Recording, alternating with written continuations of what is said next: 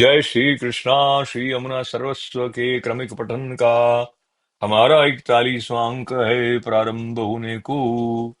और आभार व्यक्त करते हैं परम पूज्य गोस्वामी श्री द्वारकेश लाल महोदय जी श्री का, जिनके लेखन संकलन के हिंदी अनुवाद के द्वारा देव किशन जी बिस्सा और सरला बिस्सा जी ने भक्ति रस के प्रवाह का जो मार्ग हमारे लिए इस रूप में सुलभ कराया, उनका धन्यवाद करते हुए पद 37 से 40 में प्रवेश करेंगे। कुल मिला के पद कितने? 41 हैं।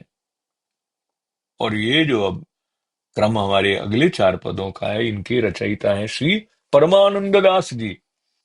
1550 से विक्रम संवत 1641 संवत 1577 में आप महाप्रभु जी के शरण में आए।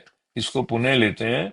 आपका जो आयुष काल है वो विक्रम संवत 1550 से विक्रम संवत 1641 तक का था, और आप 1577 में महाप्रभु जी की शरण में आए। ये मूल रूप से कन्नौज के थे, जाति से सनोडिया ब्राह्मण। पहले कीर्तनकार के रूप में प्रसिद्धि थी, फिर श्री नवनीत प्रिय जी के अडेल से प्रयाग देवा सुर के साथ इनके कीर्तन सुनने पधारते, और देवा कपूर की गोद में विराज इनके कीर्तन सुनते। इन्होंने कई पदों की रचना की और कीर्तन संग्रह परमानंद सागर तरीके प्रसिद्ध है। इनके एक पद को सुनकर श्री महाप्रभु जी ठाकुर जी की लीला में 3 दिवस तक तन्मय हो गए थे। इन्होंने यमुना जी के कई पदों की रचना की, जिसमें से 4 अब यहाँ लिए गए हैं। ये सब रामकली राग में है। परमानंद दास जी जो है वो 37वें पद में कहते हैं कि भक्त श्री यमुना जी की आशा से अपना जीवन टीका रहे हैं। श्री यमुना जी से निकुंजवास मांगते हैं। श्री यमुना जी के निकुंज का सुंदर वर्णन इस पद में है। 38वें पद में परमानंद दास जी श्री यमुना जी के स्वरूप का निरूपण करते हैं, तो 39वें पद में श्री यमुना जी के सामर्थ्य का वर्णन है। 40वें पद में श्री यमुना जी के गुण और कृपा का वर्णन है। तो प्रारंभ करते हैं 37वें पद से। इसका मूल पाठ है, श्री यमुने की आस अब करत है दास, मन क्रम कर्म वचन कर जोरी के मांगन, निष दिन रखी अपने जू पास, श्री यमुने की आस अब करत है दास। जहां पिय रसिक बर, रसिकनी राधिका, दो जन संग मिली करत है रास, दास परमानंद पाए अब ब्रज चंद, देख सिरात नैन मंद हास। इस पद का अर्थ है, ये दास श्री यमुना जी की आशा करे है, दोनों हाथ जोड़कर मन वचन कर्म से इतना ही मांगते हैं कि मुझे आप अपने पास ही रखो। इनके किनारे प्रियतम रसिक शिरोमणि ठाकुर जी और रसिकेश्वरी श्री राधिका जी के साथ मिलकर रास करते हैं। ब्रजचंद को प्राप्त कर मेरी आंखें शीतल हुई और मन मंद हास्य कर रहा है। इस पद का विवरण है। परमानंद दास जी कहते हैं कि श्री यमुना जी की आस अब करते हैं दास। यहाँ आस और दास शब्द का अंतर बहुत सुंदर बताया है। इस पद में परमानंद जी अपने लिए दास शब्द का प्रयोग करते हैं। कहते हैं, मैं दास अब यमुना जी की आशा रखता हूँ। यह आशा का अर्थ आश्रय से भी ले सकते हैं।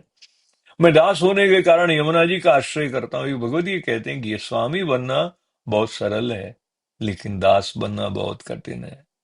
जब तक मनुष्य में मेरा और मैं रहता है, तब तक वो दास नहीं बन सकता। जब मैं और मेरे की वृत्तियों का नाश हो जाता है, तब दास की पदवी मिलती है। दयाराम भाई भक्ति पोषण में कहते हैं, दास पणे में जो छे ते नथी मली जगदीश। असुर भक्त वृत्रासुर ने भी ठाकुर जी के पास से दूसरा कुछ नहीं मांगा, दासानुदास की पदवी मांगी। दास पना सर्वोत्कृष्ट है। ब्रह्म संबंध मंत्र में भी यही कहा है कि हे कृष्ण, हूं तमारो दास छू। जो ठाकुर जी का सच्चा दास बनता है, वो किसी से कोई प्रकार की आशा नहीं रखता। मन कर्म वचन से वो दास में एक रूप हो जाता है। जो मन कर्म और वचन से ठाकुर जी का अनन्य बनकर रहता है, वही दास कहलाता है। परमानंद दास जी कहते हैं कि महाप्रभु जी की कृपा से मैं ऐसा दास बन गया हूं। शरण में आने के पहले परमानंद दास जी परमानंद स्वामी कहलाए। अनेक लोगों को कंठियां देते, सेवक करते। जिस दिन से श्री महाप्रभु जी की शरण में आए, तब से स्वामी पद का त्याग किया और दास पद स्वीकार किया। परमानंद दास जी यमुना जी के पास क्या आशा रखते हैं? ये पहली कड़ी के दूसरे चरण में बताते हैं। मन कर्म वचन कर जोरी के मांगन, निष दिन राखिए अपने जो पास। कहते हैं कि यमुना जी, मैं मन से कर्म से और हाथ जोड़कर अपने शब्दों से भी आपके पास मांगता हूं कि मुझे आप अपने पास रात दिवस रखो। परमानंद दास जी की ये आशा समझाने जैसी है। सच्चा भक्त कभी भी लौकिक सुख नहीं मांगता, वह हर समय ठाकुर जी की शरण और सुख मांगते हैं। परमानंद दास जी भी श्री यमुना जी के चरण कमल में सदा स्थान मिले, यही विनती करते हैं। श्री यमुना जी परमानंद दास जी को यदि पूछें कि हे परमानंद दास, तुम्हें मेरे पास रहना है तो किस स्थान में रहना है, तो इसके जवाब में रोहनदास जी कह देते हैं, जहां पिय रसिक वर रसिक निराधिका, दो जन संग मिली करते हैं रास। हे श्री यमुना, जहां रस रासेश्वर प्रियतम श्री कृष्ण और रसिक शिरोमणि श्री राधिका जी साथ मिलकर तुम्हारे तट ऊपर जहां नित्य रास विलास करते हैं, ऐसे आदि वृंदावन में आपके किनारे मुझे सदा वास दीजिए।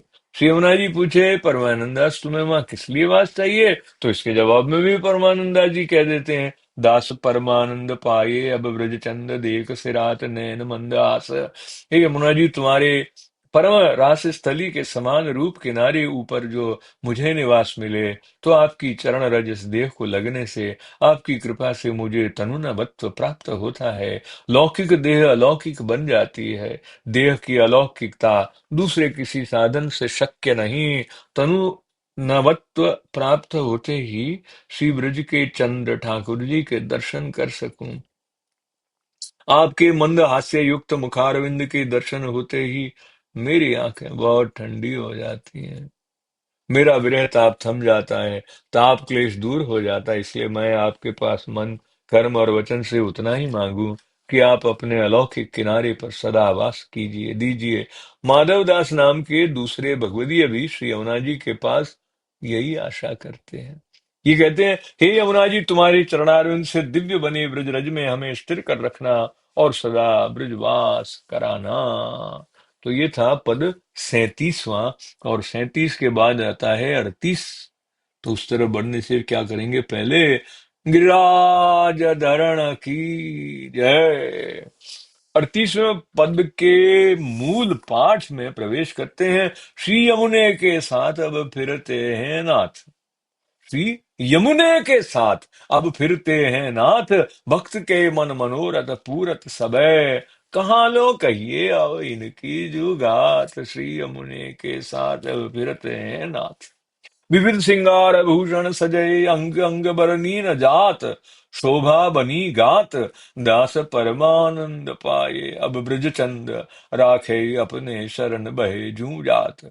श्री यमुने के साथ अब फिरते हैं नाथ। इस पद का अर्थ है, यमुना जी के साथ श्री ठाकुर जी विहार कर रहे हैं। ये वक्त की सब इच्छाएं पूरी करती हैं, इनकी बात कहाँ तक कहें। श्री यमुना जी और ठाकुर जी के द्वादश अंग पर विविध षोडश श्रृंगार धारण किया है। इनके श्री अंग की शोभा अवर्णनीय है, उसका वर्णन हो नहीं सकता। श्री यमुना जी मुझे अपनी शरण में ले भवसागर में बह जाता, मुझे ठाकुर जी से मिलाप करा दिया है।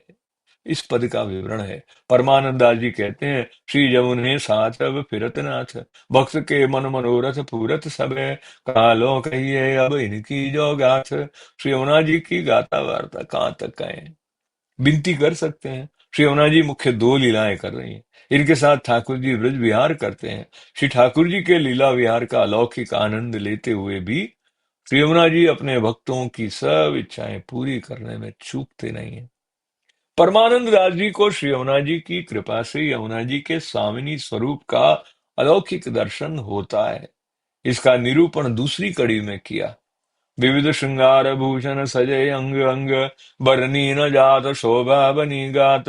श्री ठाकुर जी को प्रसन्न करने के लिए विविध श्रृंगार, विविध प्रकार के सुंदर वस्त्र और 16 श्रृंगार धारण किया है। अलौकिक में भी यमुना जी ठाकुर जी के पास सुंदर वस्त्राभूषण और श्रृंगार धरकर पधारते हैं, जिससे ठाकुर जी प्रसन्न होते हैं।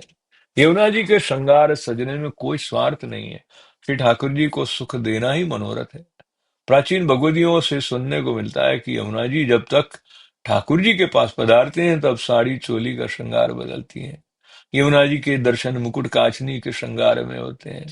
ये श्रृंगार यमुना जी ने क्यों धारण किया, उसका रहस्य इस प्रकार है। एक समय राधिका जी ने अति आग्रह से ठाकुर जी ने मान किया। राधिका जी ठाकुर जी का मान छुड़ा नहीं सकी। राधिका जी की विनती से यमुना जी मुकुट कांचनी का श्रृंगार देख कर ठाकुर जी प्रसन्न हुए। तब यमुना जी ने विनती की, ठाकुर जी का मान छुड़ाया, युगल स्वरूप को एक किया। रास के प्रसंग में ब्रज भक्तों के साथ समान स्वरूप धारण करने के लिए ठाकुर जी ने अपने वस्त्राभूषण पहनाने के लिए जवाबदारी किसी को सौंपनी चाहिए। गोपी जनों रास से दूर रहने को तैयार नहीं। तब यमुना जी ठाकुर जी के और ब्रज भक्तों के आनंद के लिए ठाकुर जी के वस्त्राभूषण पहनने की जवाबदारी स्वीकार की। तब ठाकुर जी ने प्रसन्न होकर अपने वस्त्राभूषण हमेशा के लिए धारण करने की आज्ञा की। एक समय ठाकुर जी यमुना जी के साथ यमुना जी निकुंज में विराजते थे, तो अनायास राधिका जी पधारी। राधिका जी ने दूर से देखा कि ठाकुर जी के साथ कोई ब्रज भक्त है, क्रोधित हुए। राधिका जी को पायमान हो तो ठाकुर जी को उन्होंने मनाने का परिश्रम होता। ठाकुर जी को ऐसा परिश्रम न हो, इसके लिए यमुना जी ने जल स्वरूप धारण किया, वहां से चले गए। नजदीक आने पर राधिका जी ने ठाकुर जी के पास किसी ब्रजभक्त को देखा नहीं, पर उनकी शंका दूर नहीं हुई। तब वे मान करके विराजे। तब यमुना जी वहां पधारे और उन्होंने कहा कि मैं ठाकुर जी के साथ थी, दूसरा कोई नहीं, मुझसे कोई अपराध हुआ हो तो क्षमा करो। यमुना जी की ऐसी दीनता से राधिका जी प्रसन्न हुए। राधिका जी ने अपने हाथों से ठाकुर जी के वस्त्राभूषण धराए और ठाकुर जी की स्वामिनी तरीके अपनी समकक्ष दिया। परमानंद दास जी कहते हैं कि ऐसे यमुना जी के एक एक श्रीअंग की शोभा का मैं वर्णन नहीं कर सकता। ये निरखने का सौभाग्य मिले तभी अनुभव हो सकता है। दास परमानंद पाए अब ब्रज चंद राखी, अपने शरण भये जो गात। परमानंद दास जी विनती करते हैं कि हे यमुना, तुम्हारी कृपा से ब्रज के चंद ऐसे ठाकुर जी मिले हैं। बाकी तो मैं दूसरे संसारी जीवों की तरह इस संसार सागर में बहता रहता, लेकिन आपने कृपा कर मुझे अपनी शरण में रखा। परमानंद दास जी को ऐसा लगता है कि प्रयाग में संगम पर यमुना जी के सानिध्य में आज तक जो गुणगान किया था, उससे प्रसन्न होकर यमुना जी ने मेरा हाथ पकड़ा और शरण में आने के पहले मुझे साक्षात नवनीत प्रिय जी के दर्शन कराए। मेरा मन लौकिक में से खींचकर ठाकुर जी के और अपने चरण कमल में स्थिर किया। यमुना जी की कृपा से ही नवनीत प्रिय को बाल लीला में ऐसी आसक्ति हुई, ऐसा परमानंद दास जी अनुभव करते हैं।